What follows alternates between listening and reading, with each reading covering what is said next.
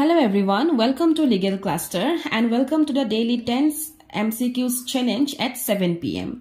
Hodaye godhuli 7 bajat ami 10 ta koi MCQ ami try koru aru aji hoy Friday gotike Friday amar ase Constitution of India. So let's start the first question now. Ami prothom question to ebar sao je ki ase, which constitutional amendment lowered the voting age from 21 to 18 agote amar voting age to asil 21 aru etia amar 18 kori dia hol. So question that hudise je kuntu constitutional amendment act or dara a kam to hoisile. So answer to hoise 61st amendment act. Etia tar bishoye okonman jani lo sauk explanation hisabe moi okonman diu disu. The 61st Amendment Act of the Constitution of India lowered the voting age from 21 to 18 years. Ekon bostu apnaloke monot rakhibo lagibo. Next monot rakhibo lagibo je etu ketia hoise 1988 ot aru tetia Prime Minister asile Rajiv Gandhi. Aru ei jitu bostu hol 21 or pura 18 years jitu amak change ani dile he bostu tue kar upor effect pelaise Article 326 or pod. A pointed apnaloke a tinta bostue monot rakhibo lagibo. Etia next point to ami sao next question to, what is the maximum strength of the Lok Sabha? Lok Sabha maximum strength to hudise. A question to jodio okonman kheli meli jen apnalokor lage karon option at 545 u ase 552 ase aru epine 550 ase. Gotike bahut kitapot apnaloke 552 pabo, bahut kitabot 550 pabo. So jitu answer correct hobo he answer tur karone moi okonman explanation apnalokok di diu.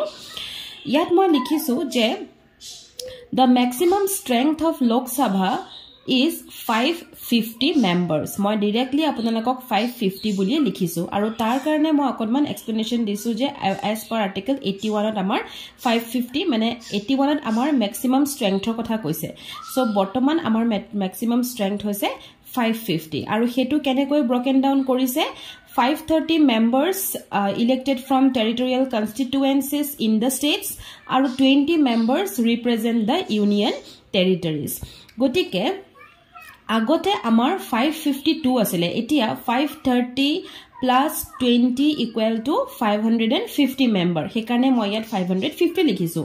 Agote yat aru eta point asil hetu asil je dujon manu president nominate kore from the Anglo-Indian community. E asao the president of India used to agote korisil etia nohoy nominate 2 members from the Anglo-Indian community to the Lok Sabha until 2020. Gotike 2020 or loike president dujon member nominate korisil korpora Anglo-Indian community pora korisile. However, the 104th Amendment Act 2019 discontinued the provision. Gotike amar 104 jitu 4th jitu Constitutional Amendment Act hoy he Amendment Act e amar ei provision to uthai nile. Gotike agote 552 asile aru etia hoy gol 550. He apnalokor jodi enoka question ahe tetia option at 552 aru 550 thakile apnaloke answer likhibo lagibo 550. Okay, so tar pisoto moi apnalokok eta dhorok bostu moi di disu hetu hoise je as of July 2024. So amar July count korar mote even etia September ma gotike etia loike Lok Sabha amar ase 543 jon member present. Okay, present 543 jon member amar ase tare 524 represent kore state ok aru 19 jone represent kore union territories ok. Next question to ami try koru. Question number 3, which schedule of the constitution contains the list of languages recognized by the constitution? So kunkhon schedule ase it is the 8th schedule. Next question to hold, the directive principles of state policy are enshrined in which part of the constitution?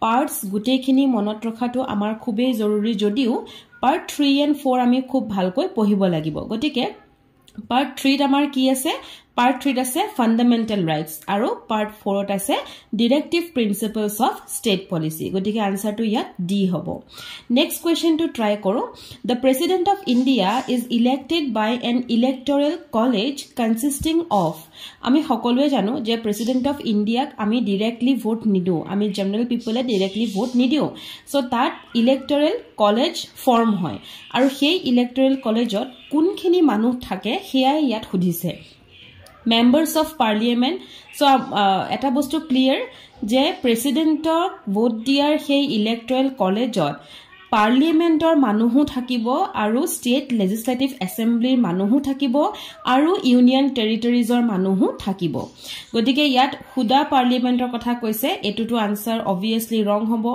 yat huda legislative assembly of the state or kotha koise etu wrong hobo yat koise je house of parliament thakibo both houses mane lok sabha aru rajya sabha legislative assembly thakibo boli koise aru union territory member thakibo boli koise kintu yat কৈছে যে অকল elected member বুলিহে কৈছে এতিয়া next অপচনটোত আমাৰ আছে elected member আৰু nominated member দুইটা মেম্বাৰে থাকিব both houses of parliament tamane lok sabha rajya sabha legislative assembly thakibo aru union territories or thakibo boli koise etia huddho uttortu hoise point C president or election ketiao nominated member thakibo nuare কাৰণ হেতু এটা সবতকে ডাঙৰ decision হয় তাত যাক nominate কৰিছে তেওঁক আমি আনিব নোৱাৰো অকল ইলেক্টেড পিপল এটো ইলেক্টেড মেম্বাৰ্স ৰাইট সো অকল ইলেক্টেড পিপল হে থাকিব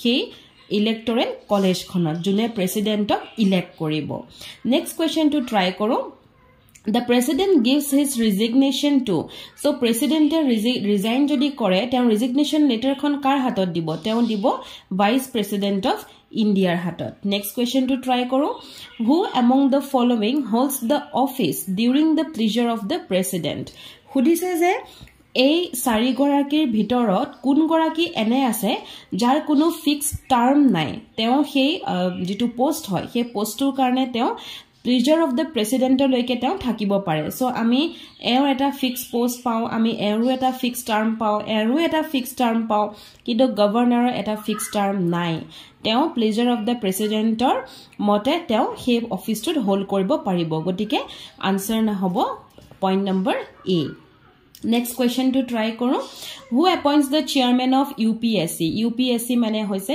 Union Public Service Commission so appointment kune die UPSC er jijon chairman hoy teok appointment kune die president of India die next question to hoise which of the following committee suggested incorporating fundamental duties in the Indian constitution or kunkhon committee e ama suggestion korisile first okay incorporate korisile fundamental duty incorporate koribor karone kunkhon committee suggest korisile je amak fundamental duty bola bostu eta lage hetu hoise Swaran Singh committee so enekwa dhonor committee jetia ami etu kotha patiswe eta bostu yate moi apunalako khikai rakho jitu moi explanation ot disu je fundamental duties bola bostu tu amar agote nasile so article 51A okay article 51 leke amar asile then 52 arambho hoy gosile but article 51A বুলি আমাৰ এটা article add কৰা হল তাতে আছে fundamental rights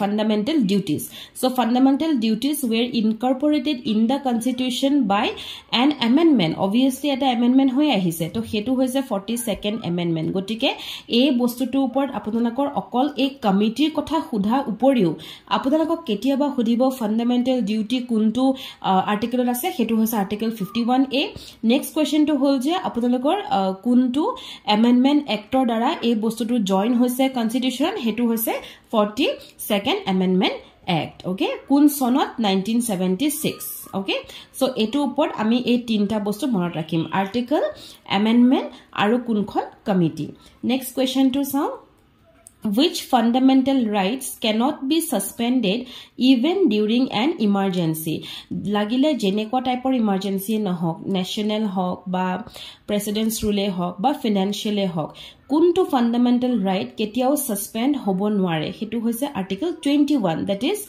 right to life and personal liberty ketiao suspend hobo nware.